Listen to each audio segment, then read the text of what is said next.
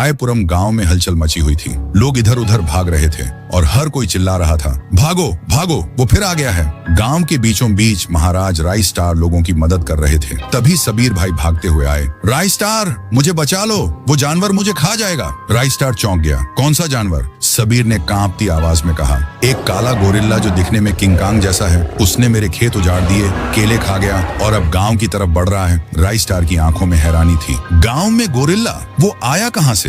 तभी राय स्टार को तुरंत याद आया उसका पुराना दोस्त मिस्टर जंगली, जो पास के चिड़िया घर का मालिक था। वो गाड़ी उठाकर वहां पहुंचा, लेकिन नजारा देखकर उसके पैरों तले जमीन खिसक गई। सारे पिंजरे टूटे पड़े थे, लाशें बिखरी थीं और जानवर खुले घूम रहे थे। मिस्टर जंगली खुद घायल पड़ा था। राय स्टार ने उनसे कहा, अरे जंगली भाई, यहाँ क्या हुआ? जंगली ने कांपते हुए कहा, हर बार की तरह आज सुबह भीड़ लगी थी। बच्चे जानवरों को देख रहे थे। तभी एक बच्चा मेरे बंदर को काला केला खिला गया। केला खाते ही वो बंदर पल भर में गोरिल्ला बन गया। फिर जो तबाही हुई मैं बता नहीं सकता। तभी वही छोटा बच्चा वहां आया। उसने कहा, मेरे पापा एक वैज्ञानिक हैं। वो उस केले का एंटीडोट बना रहे हैं, लेकिन उन्हें एक खास जड़ी बूटी चाहिए जो सिर्फ साहुर जंगल में मिलती है। अगर तुम वह जड़ी बूटी ला दो तो मेरे पापा एंटीडोट बना लेंगे। राय स्टार ने कहा, बाकी सब मुझ पर छोड़ दो। रात के 9 बजे राय स्टार अपनी बाइक लेकर साहुर जंगल में घुस गया। चारों तरफ धुंध और डर का माहौल था। कुछ देर खोजने के बाद राय स्टार को वो जड़ी बूटी दिखी। वो झुककर तोड़ ही रहा था कि पीछे से भारी आवाज आई,